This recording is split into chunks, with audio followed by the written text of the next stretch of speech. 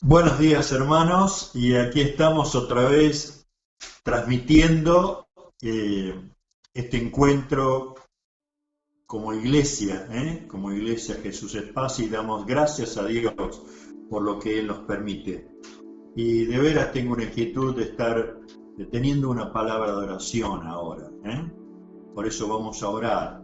Padre, te damos gracias por este encuentro y queremos decirte, entregamos toda esta transmisión en tus manos para que nada pueda estar cortando esta transmisión y sino compartiendo en el espíritu de tu palabra, en el espíritu de tu poder, lo que significa vivir en Cristo Jesús. Señor, obra con autoridad. Haz que tu Espíritu Santo sea el que transmite tus verdades a todo nuestro ser, de tal manera que podamos gozarnos en entender, que podamos llegar a tener revelación de tu persona, porque nos sentimos humillados frente a ti por la incapacidad de conocerte y necesitamos que tú te reveles. Gracias, Señor. Gracias por esta mañana. Gracias, Señor. Oramos en el bendito nombre de Jesucristo. Amén, Señor. Amén. Muy bien, al comenzar quería leer una parte de un libro del doctor McLucado que me pareció muy oportuno en esta mañana. El título dice, ¿dónde está Dios? Y dice, cuando la tragedia golpea, se está de carácter personal, nacional o global, la gente se pregunta, ¿cómo Dios permitió que algo así sucediera? ¿Qué puede estar pensando Dios? ¿Está Él realmente en control? ¿Podemos confiar en Él que pueda manejar el universo cuando permite todas estas cosas? Es importante reconocer que Dios habita en un reino diferente. Él ocupa otra dimensión. Dice la Biblia en Isaías, porque mis pensamientos no son vuestros pensamientos, ni vuestros caminos mis caminos, dice Jehová.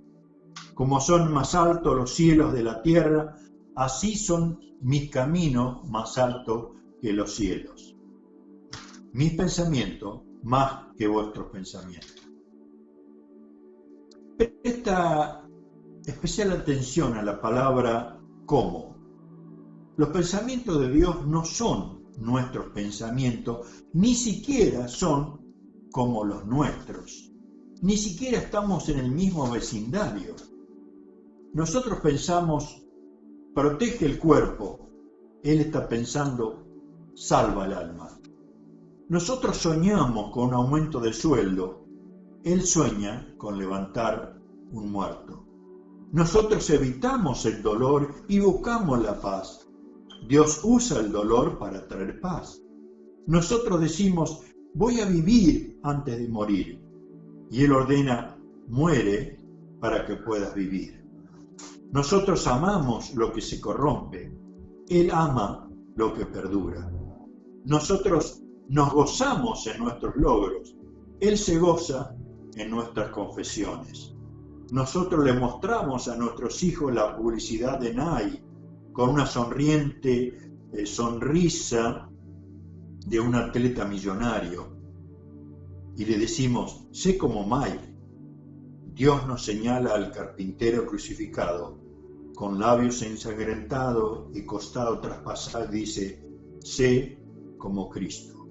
Nuestros pensamientos no son como los pensamientos de Dios. Nuestros caminos no son como sus caminos. Él tiene una agenda diferente, habita en una dimensión diferente, vive en otro nivel. Por eso es que en transitar todo este sermón del monte, nos damos cuenta de que el Señor nos quiere llevar a su dimensión, quiere despojarnos de todo pensamiento humano, de toda indiferencia a su persona y su palabra, de toda circunstancia que nos está rodeando. Entiendo que aquellos que en este momento están conviviendo con lo que es el COVID, parecería como que todo está fuera de control, que Dios no está actuando. Pero hermanos, hay algo que tenemos que estar seguros. La fe en el Señor, la plena confianza en Él, nos permite disfrutar de su paz.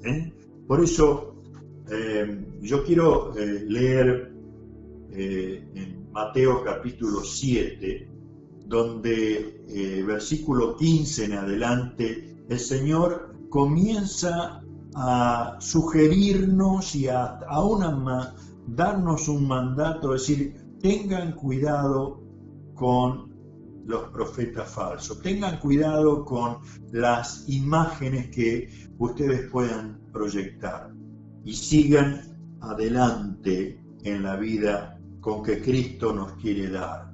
Queridos, es fundamental que en esta mañana nosotros podamos comenzar a tomar decisiones en cuanto a vivir como Dios manda.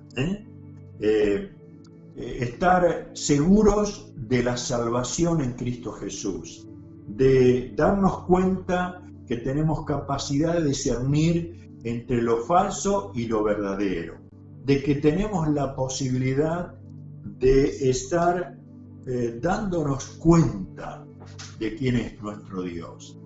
Mire, un artículo de un diario en esta semana decía un título: Nadie está salvo.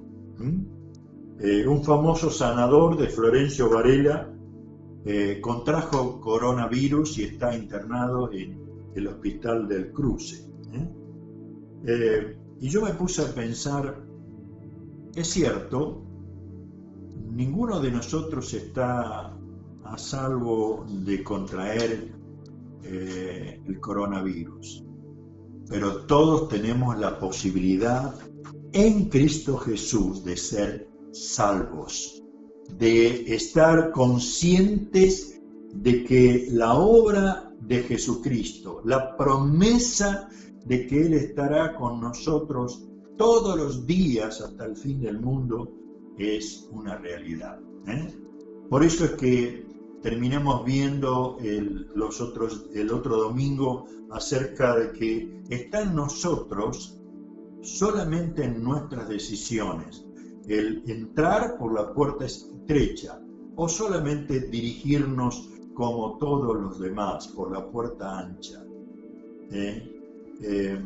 Y qué maravilloso es que podamos decir: Señor, yo quiero pertenecerte a vos.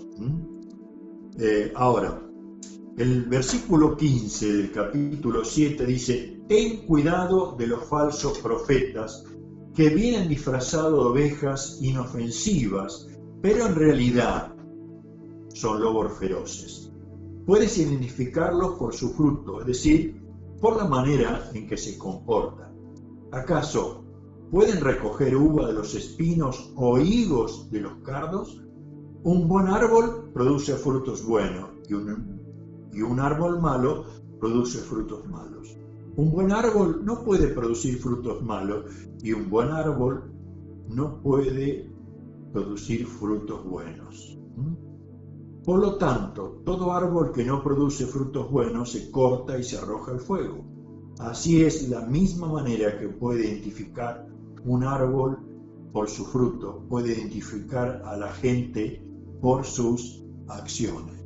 Lo primero que el Señor está llevándonos claridad es en cuanto a los profetas. Los profetas en la Biblia, desde el Antiguo Testamento al Nuevo Testamento, aparecen como emisarios de Dios.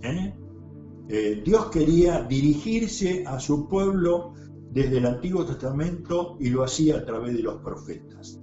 Estaban teniendo un oficio que alertaba al pueblo de Dios de cuál era la voluntad de Dios, alertaba al pueblo por los pecados y aún actuaban en el nombre del Señor, trayendo evidencia de que Dios estaba con ellos. Ahora, en el Nuevo Testamento también aparecen los profetas y aparecen en los dones de profecía que permiten llevar adelante lo que Dios quiere para su pueblo, pero tienen,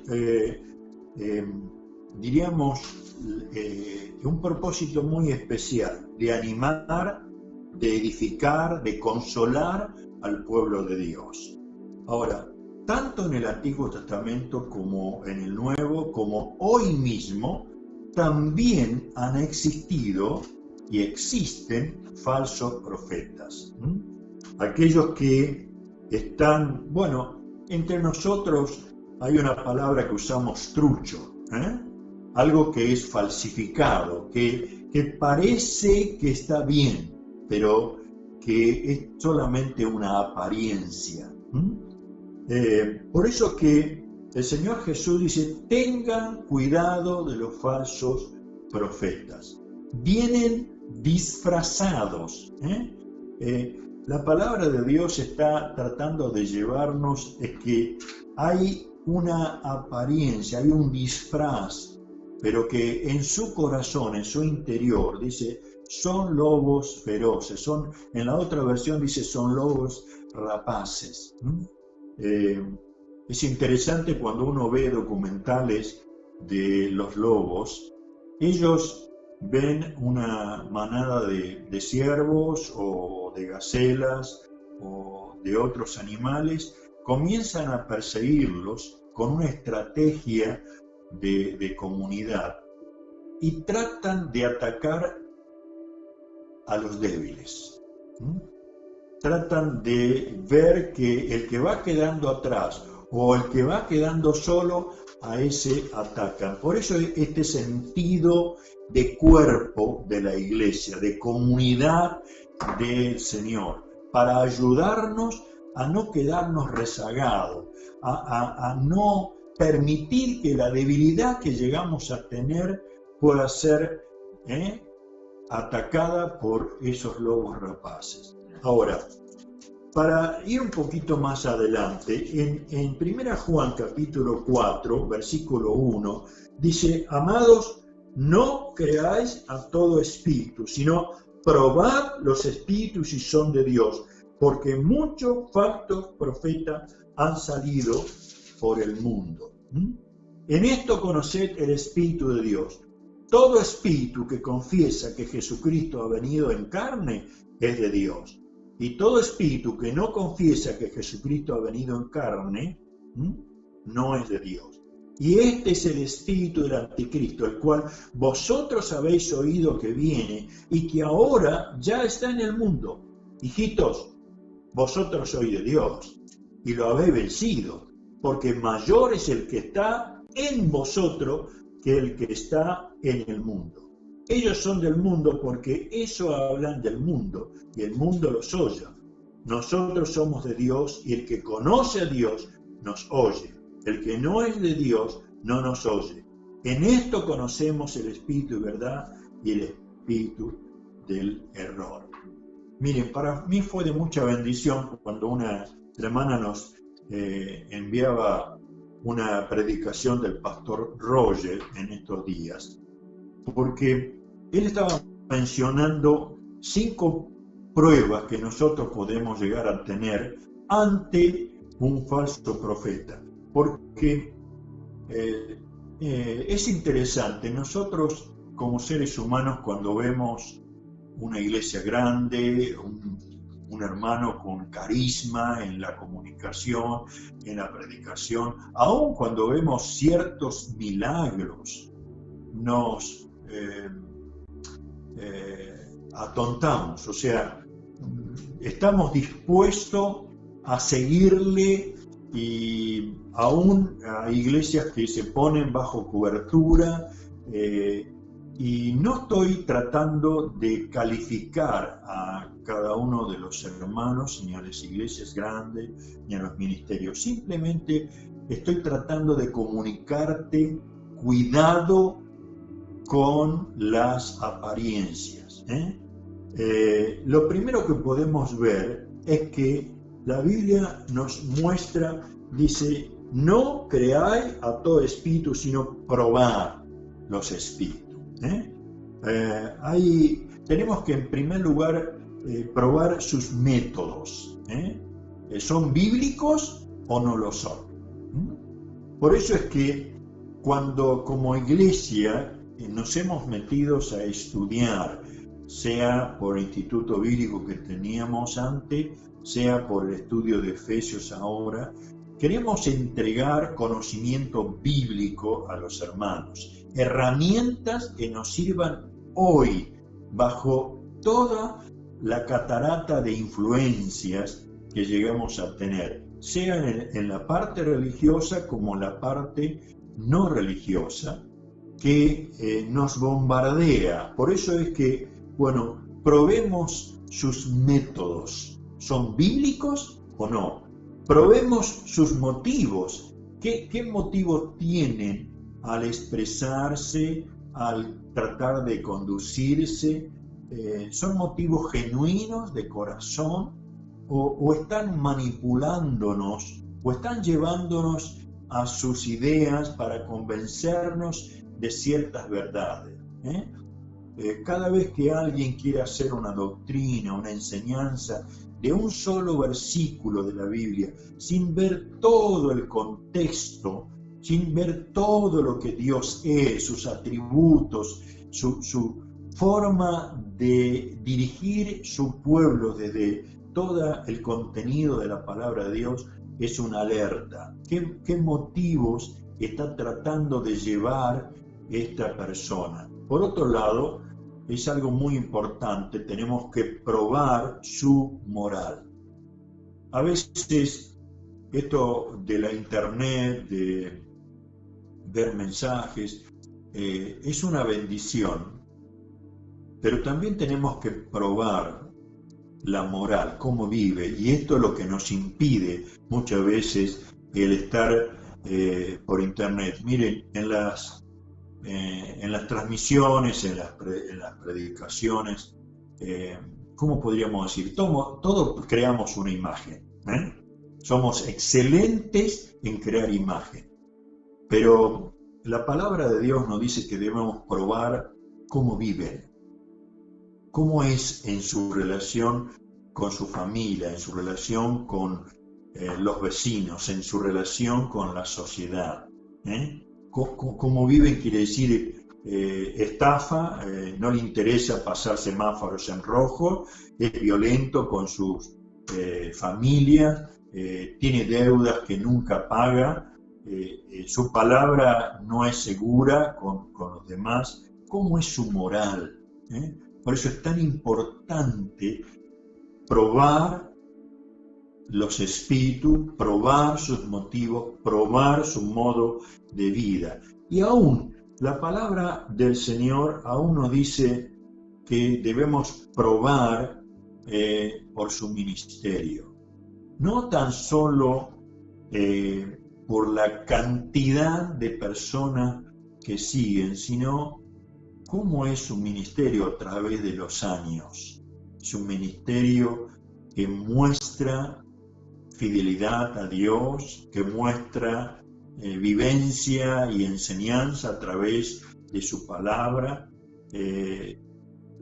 su mensaje. Ahí dice el pasaje que habíamos leído en el versículo 2, dice: en esto conocéis el Espíritu de Dios. Todo espíritu que confiesa que Jesucristo ha venido en carne es de Dios. La enseñanza del Señor Jesús en esto dice: están vestidos de ovejas, muy suaves, muy aparentemente hermosos, con buena lana, con buena fama, pero es un vestido solamente. Dice, por dentro son lobos rapaces. Los lobos tienen siempre una sola estrategia: alimentarse de las ovejas. Por eso es que es interesante que cuando hay un corazón ambicioso de fama, hay un corazón ambicioso de dinero, hay un corazón ambicioso de tener muchísima gente bajo su control y ser halagado y llegar a tener constante fama. Tengamos cuidado, todos, desde yo, desde mi persona hacia todos ustedes también. En algunas ocasiones yo también fui engañado. En algunas ocasiones me arrepentí de haber permitido cierta enseñanza. Sí, todos podemos ser engañados. No hay ninguno de nosotros que no está en ese círculo de estar probando.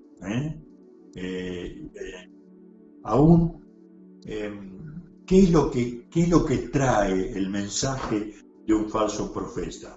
Trae esperanzas falsas.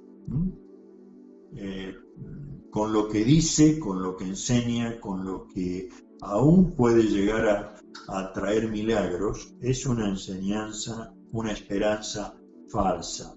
También trae falsa seguridad. Desde el Antiguo Testamento, ¿cuántos profetas falsos le decían al pueblo: no, estamos bien, estamos en paz, estamos como Dios quiere? Y de pronto apareció un profeta y decía: tenemos que arrepentirnos, porque había una falsa seguridad expuesta. Y por otro lado, nosotros hoy podemos ver que hay una distorsión en el mensaje del Evangelio. Mire, el mensaje del Evangelio, desde el principio Jesucristo dice: el reino de los cielos se ha acercado, arrepentíos. ¿Qué nos estaba tratando de decir? De que había una acción de parte de Dios que fue dada a través de Jesucristo. Jesucristo entregó su vida por usted y por mí. Jesucristo resucitó por usted y por mí. Pero frente a eso debe haber una actitud profunda de arrepentimiento para que eso se haga realidad. Pero los profetas falsos distorsionan, licúan, tratan de ser un mensaje positivo, de una ayuda sin ningún compromiso, más bien como si fuera una autoayuda. Pero otra de las cosas que tenemos que ver, que siempre detrás de un falso profeta hay una ganancia deshonesta. Yo nunca me puedo olvidar cuando de pronto apareció en nuestra denominación, a través de algunos contactos de iglesia, un profeta y nos, digamos, impresionó por su palabra, por su supuesta enseñanza, aún por algunos milagros que se ocurrieron. Hasta lo tuvimos en una conferencia general. Cuando continuó en algunas de nuestras iglesias, de pronto apareció, o sea, se sacó el vestido y apareció el lobo feroz, trayendo mucho dolor a los hermanos de alrededor, no solamente por su ganancia deshonesta, sino con algunos problemas con algunas hermanas que fue muy doloroso. Hermanos, por eso es que hago mucho énfasis: probemos los espíritus, seamos conscientes que la palabra de Dios y el Espíritu Santo son los que nos van a revelar la verdad del Señor. No descartemos los dones de profecía. No descartemos, no estoy diciendo los profetas no existen. Existen, Dios da dones de profecía a hermanos. Recibamos palabra de parte de ellos, pero, ¿cómo diríamos? No comamos todo. Tratemos de probar.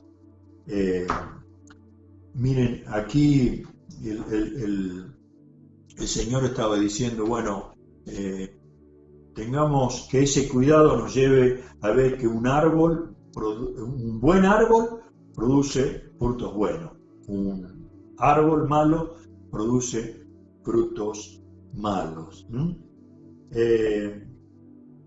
Creo que es evidente un árbol.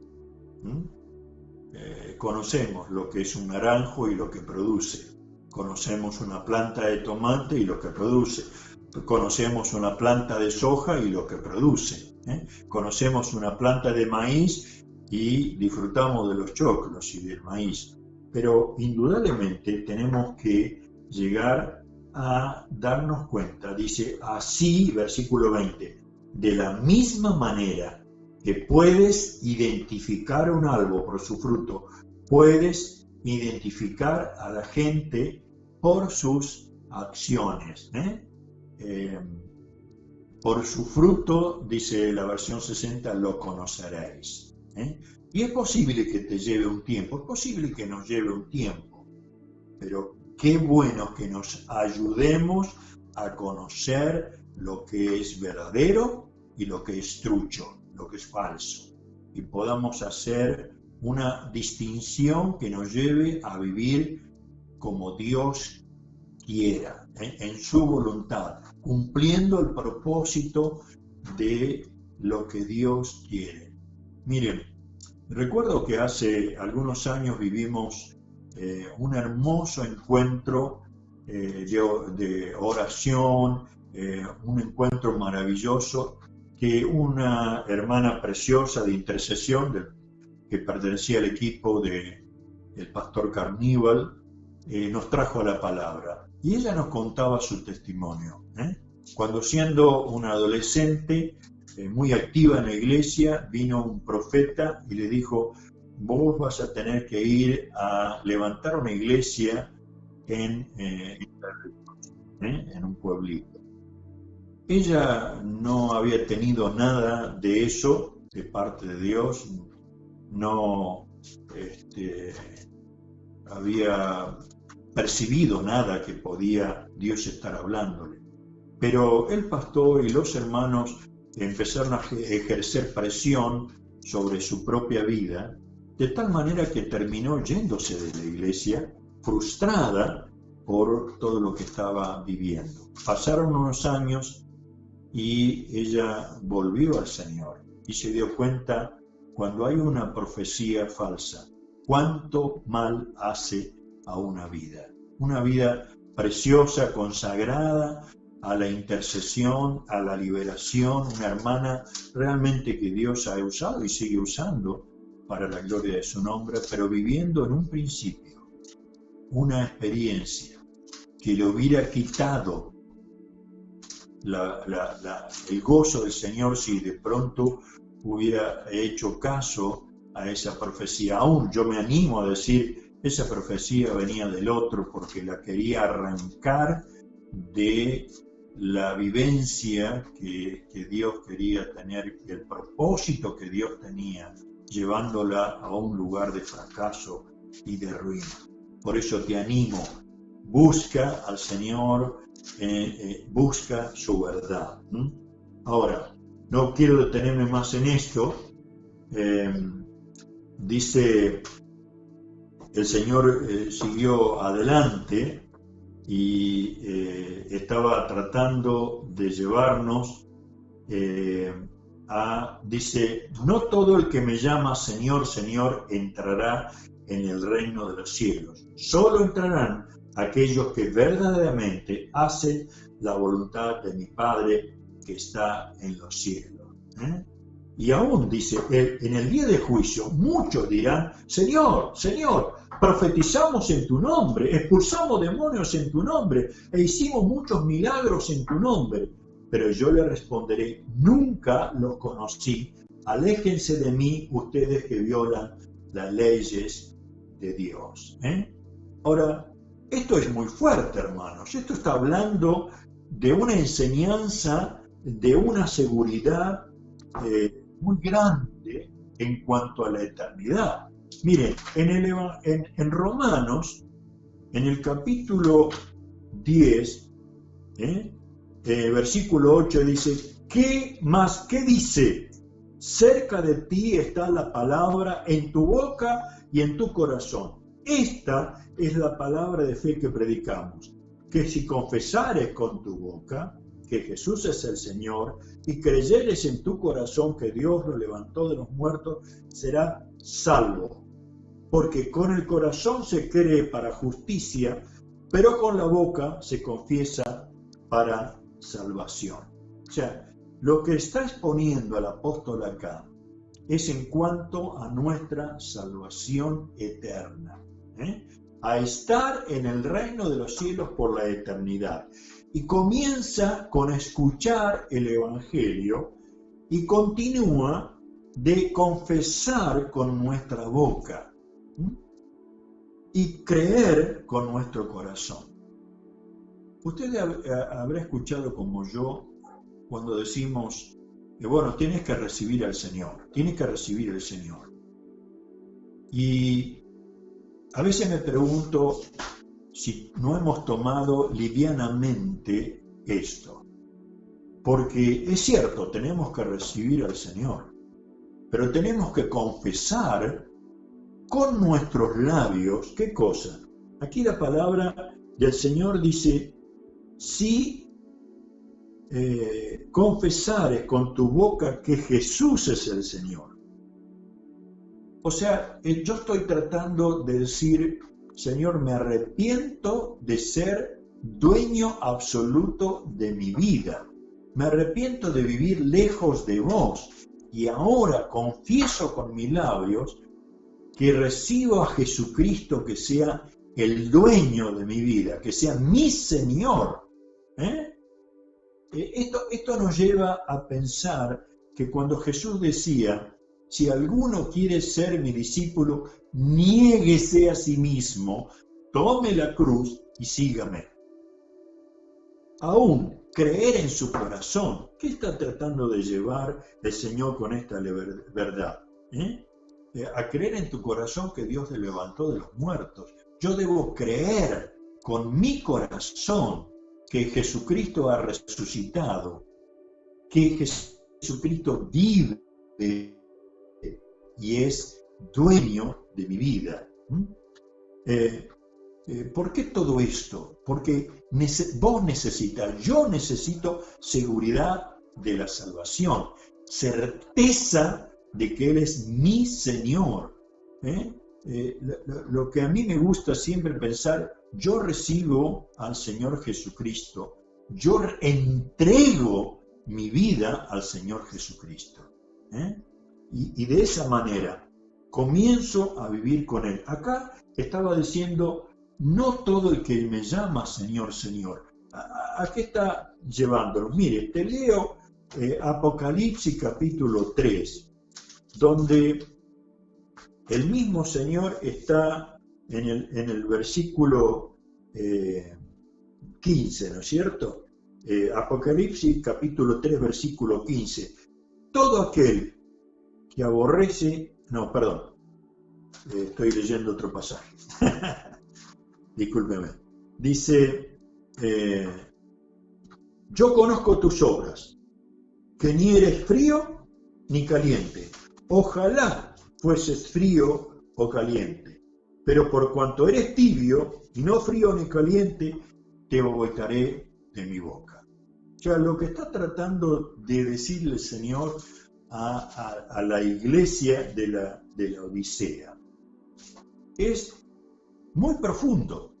En otra versión dice, te escupiré de mi boca.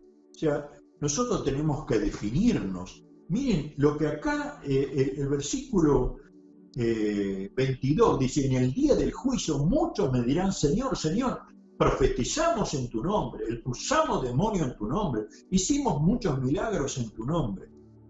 El nombre del Señor es una autoridad que Satanás conoce. El nombre del Señor es una autoridad que produce milagros. El nombre del Señor.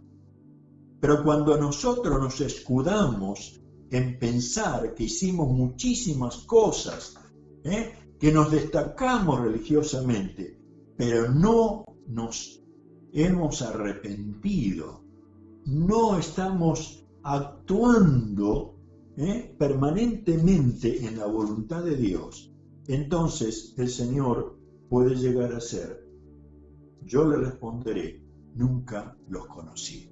¿Saben lo que quiere decir eso? Nunca fueron mis hijos. Y Dios nos enseñó en este tiempo a que cuando nosotros aceptamos a Jesucristo, cuando nosotros entregamos nuestra vida a Cristo, ¿qué nos dice 2 Corintios 5:17? El Señor dice: los que están en Cristo, nuevas criaturas son. Ahora, ¿se da cuenta eso? Dice el versículo: de modo que si alguno está en Cristo, nueva criatura es. Las cosas viejas pasaron, he aquí todas son hechas nuevas. Hermanos, al estar viviendo en Jesucristo, nuestra manera de pensar es nueva, nuestra manera de vivir es nueva, nuestra manera de administrar nuestro cuerpo es nueva, de administrar la vida, la familia, el trabajo es nueva, debe ser nueva. Y usted dice: pastor, sí, pero sigo siendo el mismo. Es cierto. Miren, si ustedes me hubieran conocido hace 30 años atrás, o más, me hubieran conocido con cabello un poquito más delgado, sin arrugas, pero ¿saben una cosa? Sigo siendo el mismo. Tengo el mismo nombre, la misma esposa, los mismos hijos. Ahora, cuando nosotros estamos viviendo en Cristo, somos nuevas criaturas. A esa nueva criatura tenemos que renovarla día tras día a través de la revelación de su palabra, la revelación de nuevos pensamientos y la manera de dirigirnos al Señor y a los demás con una nueva actitud. Miren, para afianzar esta verdad aún, ¿qué nos dice el libro de Gálatas, de Colosenses, ¿no es cierto? Colosenses capítulo 1, en el versículo 13, dice: el cual nos ha librado de la potestad de las tinieblas y trasladado al reino de su Hijo amado, en quien tenemos redención por su sangre, el perdón de pecado. Hermanos, qué linda verdad. No solamente somos nueva criatura, sino ha mudado nuestra vida, nos ha trasladado de un reino, del reino de las tinieblas, al reino de los cielos. Por eso es que cuando vos vivís esta experiencia de seguridad, no tengas temor. Solamente el vivir en la voluntad de Dios, cumpliendo así el propósito por el cual hemos sido creados en Jesucristo. Vamos a recibir esa palabra: buen siervo y fiel. Oh, bendito sea, qué lindo. Comencemos a disfrutar de esa verdad maravillosa. Para terminar lo que es el sermón del monte, dice: todo el que escucha mi enseñanza y la sigue es sabio como la persona que construye su casa sobre una roca sólida. Acá, en esta parte final del capítulo 7, el Señor trae la imagen de albañiles, de constructores de casa, pero tiene un solo objetivo: hacernos reflexionar sobre los cimientos que construimos en nuestra vida. Miren, los evangelios nos muestran las parábolas de Jesús, y hay una parábola que habla de un hombre que salió a sembrar, y parte de la semilla cayó en el camino y los pájaros se la comieron. Otras cayó entre malezas, o sea, comenzó a crecer la maleza y ahogaron a esa plantita que había crecido. Parte cayó entre las rocas y creció, pero tenía poca tierra y el sol la terminó quemando. Pero parte cayó en terreno fértil. Querido, si tu vida está sobre la roca, seguramente que es Cristo, seguramente vas a tener un buen cimiento y toda tu vida va a ser desarrollada en el Señor, arraigados y edificados en Jesucristo. Miren, la otra historia que cuenta Jesús es que había un muchacho que comenzó a construir su vida en la ambición y sus deseos. Y por eso es que le dijo a su padre: Padre, dame la parte de mi herencia, yo me voy.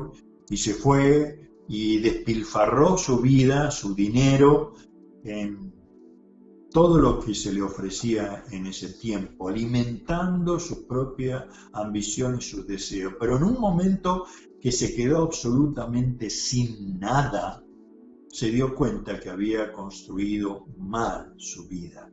No tenía fundamento sólido. Y por eso él decidió volver a su padre para reconstruir su vida. Querido, quiero decirte, vos tenés la oportunidad de construir tu vida en la roca que es Jesucristo, el fundamento más sólido que existe en todo el mundo. Y construir tu vida sobre Jesús es construir la vida sobre los fundamentos establecidos en su palabra, revelado por su Espíritu Santo a nuestras vidas. Es hermoso recorrer el camino.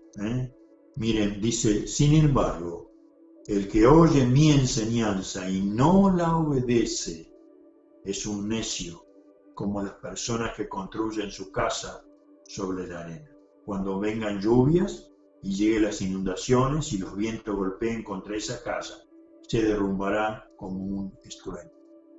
¿Por qué hoy nos encontramos con tantas personas sin esperanza, en depresión, abatidos por la pandemia, por el temor del trabajo, desahuciados, frustrados y llevados a violencia con lo que están a su alrededor? ¿Por qué es así? Porque esa vida no tiene fundamento. Esa vida carece de la solidez. Por eso es que, queridos, si vamos a ser una iglesia viva, activa en este tiempo, es porque tenemos nuestra base bien firme.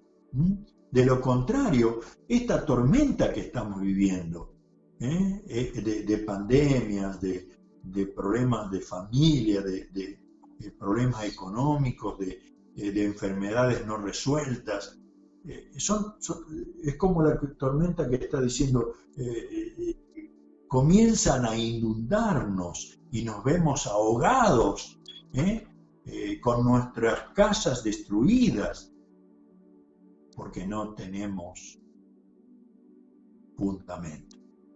Pero si tu vida tiene el fundamento de Jesucristo, podés tener la seguridad que la tormenta va a venir, y está viniendo a todos, está viniendo a todos. Pero ¿te acuerdas cuando empezamos a ver, cuando Dios dice: mis pensamientos no son vuestros pensamientos? Mi dimensión de vida, mi dimensión de vida es diferente a la de ustedes. Dios vive a otro nivel, al nivel del reino de los cielos.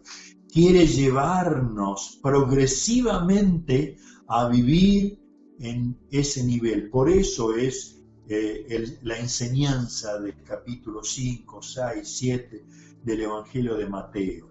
una enseñanza que se dio en el Sermón del Monte, tratando de llevarnos a ese nivel, a que nuestro fundamento sea Jesucristo. Si estamos dispuestos a obedecer su palabra, a seguir en el camino angosto, difícil, de lucha. Ayer había una muestra de cómo se está trabajando febrilmente en contra de la Iglesia y del mensaje de Jesucristo, llevando a los niños a ciertas ideologías que abruman, tratando de despojarnos de la autoridad de Padre. Hermanos queridos, sigamos firmes en la enseñanza de la palabra de Dios, sigamos firmes en la revelación del Espíritu Santo, porque Él nos dijo una verdad tremenda. En el mundo tendráis aflicción, pero confiad, yo lo he vencido, y bendito sea Dios. Por eso aún termina el Sermón del Monte diciendo: cuando Jesús terminó de decir estas cosas, las multitudes quedaron asombradas de su enseñanza, porque lo hacía con verdadera autoridad, algo completamente diferente de lo que hacían los maestros de la ley y de la religión.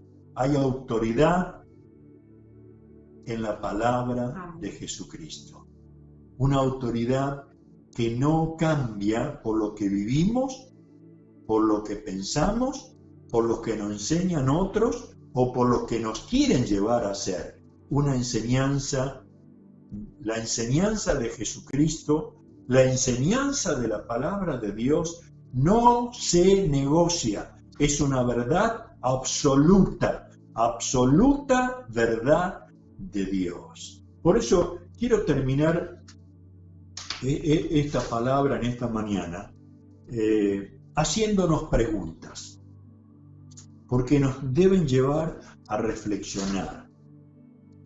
La primera pregunta que quiero hacerte, que nos debemos hacer: ¿he escogido la puerta estrecha? ¿He escogido la puerta estrecha que comienza a mostrarnos el camino a Dios a través de Jesucristo? Segunda pregunta: ¿estoy recorriendo el camino correcto? ¿Estoy pisando firme en el camino que Jesucristo me ha trazado, cumpliendo con el propósito por el cual Dios me ha creado? Tercero, ¿da fruto correcto el árbol de mi vida? Porque el Salmo 1 dice: bienaventurado el hombre. ¿Qué hombre? Dice: bienaventurado el hombre. Y me lleva aún a leerlo para no cometer el error de incluir mi palabra en este salmo. Y dice el Salmo 1: bienaventurado el varón que no anduvo en consejo de malos, ni estuvo en camino de pecadores, ni en silla de escarnecedores se ha sentado, sino que en la ley de Dios está su delicia, y en su ley medita de día y de noche. ¿Qué va a pasar? Será como un árbol plantado junto a corrientes de agua, que da su fruto a su tiempo y su hoja no cae, y todo lo que hace prosperará. La cuarta pregunta es: ¿estoy siguiendo aquella enseñanza de la verdad de Dios? Quinto, ¿estoy siguiendo demostrada mi fe con buenas obras, con acciones de justicia? Y la última, ¿realmente conozco a Dios por medio de Jesucristo? Si todavía no te has decidido, ¿qué tal si en este momento puedes orar y decir: Señor, perdóname? He vivido religiosamente, he vivido como todos dicen que debo vivir, he vivido lejos de ti. Perdóname. Estoy arrepentido de sí. Quiero aceptar a Jesucristo en mi corazón. Quiero ser trasladado a tu reino. Gracias, Señor. Quiero terminar orando por tu vida.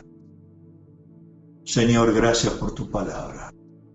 Señor, gracias por lo que significa estar en este encuentro con los hermanos.